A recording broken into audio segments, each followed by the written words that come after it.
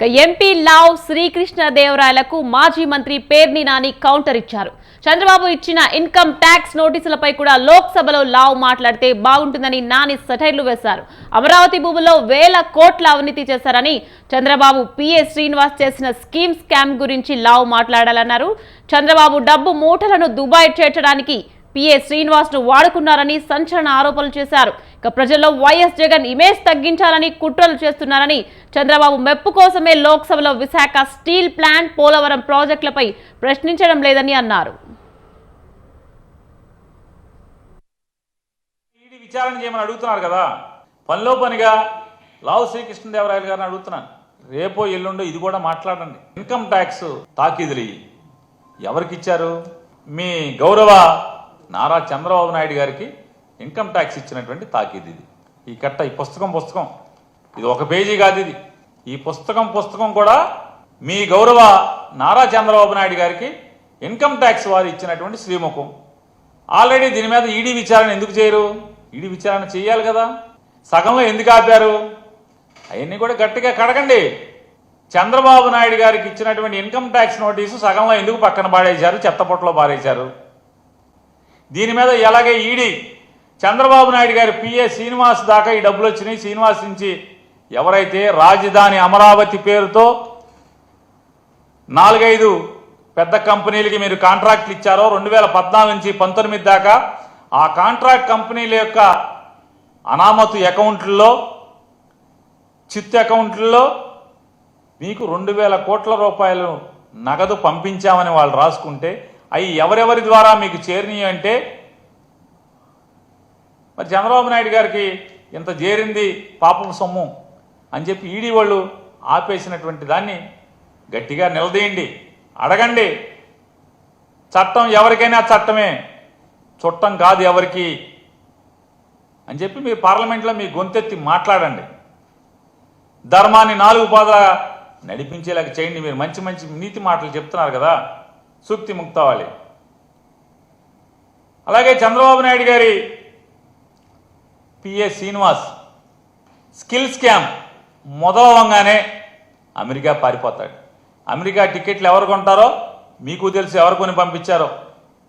ఏమైపోయాడు? జగన్మోహన్ రెడ్డి గారు ఉన్నటువంటి కాలంలో చంద్రబాబు నాయుడు పిఏ, ఒక 20 ఏళ్ళు 25 ఏళ్ళుగా పనిచేస్తున్నటువంటి పిఏ శ్రీనివాస్ గారు ఏమైపోయాడు? మళ్ళీ ఎప్పుడు వచ్చాడు? ఎందుకు వచ్చాడు? ఇవాళ ఏం చేస్తున్నాడు? మాటకి దుబాయ్ పంపించే పనిలో ఉన్నాడు కదా. అయ్యి వదిలేసి మన శ్రీనివాసు మూటలు దుబాయ్ పంపించే ఆ లెక్కలు చూసుకుంటాక వెనకాల ఎవరు వెళ్తున్నారో మనం చూసాం. ఆ పేరుతో ఈ పేరుతో, ఏది పరిశ్రమలు తెస్తామనే పేరుతో ఊరికే వెళ్తాం, ఊరికే తిరిగి రావటం. కానీ దారిలో దుబాయ్లో ఆగుతారు. మన పాత పిఏ గారు మాటకి దుబాయ్ వెళ్తాడు, లేదా పాత పిఏ గారు పైకి పేపర్లోనేమో 2014-2019 చంద్రబాబు హయాంలోనే లిక్కర్ స్కామ్ జరిగిందని పేర్ని నాని అన్నారు. కూటమి పాలనలో కూడా మద్యం షాపులను చేరబెట్టారని, వైన్ షాపులో టీడీపీ నేతల వాటలు లంచాలు తీసుకుంటున్నారని చెప్పారు. గీత కార్మికులను పోలీసులతో బెదిరించి వైన్ షాపులను గుంజుకున్నారని అన్నారు. ఎంపీ లావ్ శ్రీకృష్ణదేవరాయలు వైసీపీపై విషం చిమ్ముతున్నారని విమర్శించారు. ఎంపీ లావ్ పల్నాడు సమస్యలను లోక్సభలో ఎప్పుడూ చర్చించలేదని మండిపడ్డారు.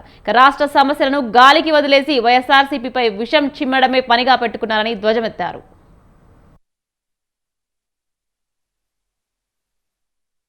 ఇవాళ మొత్తం షాపులన్నీ కూడా ఏ రకంగా, లిక్కర్ షాపులన్నీ కూడా ఏ రకంగా అడ్డగోలుగా తెలుగుదేశం నాయకులందరూ కూడా ఏ రకంగా చెరబట్టారు. నాడు ద్రౌపదిని ఏ రకంగా మయసభలో, లేదా ఆ రోజు ఉన్నటువంటి సభలో దుశ్శాసనుడు చెరబట్టినట్టుగా ఇవాళ లిక్కర్ వ్యాపారం మొత్తాన్ని తెలుగుదేశం పార్టీ శాసనసభ్యులు, తెలుగుదేశం పార్టీ నాయకులు మొత్తం ఎవరికైతే షాపులు వచ్చినాయో, లేదా ఎవరి దగ్గర బార్లు ఉన్నాయో వాళ్ళందరినీ దుర్మార్గంగా, దౌర్జన్యంగా, లేదా కిరాతకంగా పోలీసుల్ని ప్రయోగించి షాపులు లోపరుచుకోవటం, లేదా రూపాయి పెట్టుబడి లేకుండా నాకు ₹10 వాటా ఇవ్వాలి, పావలా వాటా ఇవ్వాలని చెప్పని పీక మీద కత్తి పెట్టడం, లేదా మీ ఇష్టారాజ్యంగా ఎంఆర్పి కంటే కూడా అత్యధికంగా మీరు అమ్ముకోండి, నాకు మాత్రం నెలకింత లంచం ఇవ్వండి అని చెప్పని లంచాలు దండుకుంటున్నటువంటి కింద నియోజకవర్గ స్థాయి తెలుగుదేశం పార్టీ శాసనసభ్యుల దగ్గర నుంచి ఈ రాష్ట్ర ముఖ్యమంత్రి కానీ లేదా ఆయన కుమారుడు కానీ వీళ్ళందరూ దండుకుంటున్నటువంటి ఇదా లిక్కర్ స్కామ్ అంటే? ఏది స్కాము? ఆఖరికి గీత కార్మికుల పేరుతో కూడా అడ్డం పెట్టి లేదా వారికి షాపులు వస్తే వారిని పోలీసులతోనో రౌడీలతోనో బెదిరించి ఆ షాపులను కూడా బలవంతంగా గుంజుకుని వ్యాపారాలని దోచుకుంటున్నటువంటి ఇదా స్కామ్, లిక్కర్ స్కామ్? ఈ స్కాములు కనపడవు మనకి. ఏమీ జరగకపోయినా కూడా అప్పుడు స్కామ్ అని చెప్పని కట్టుకథలు చెప్ప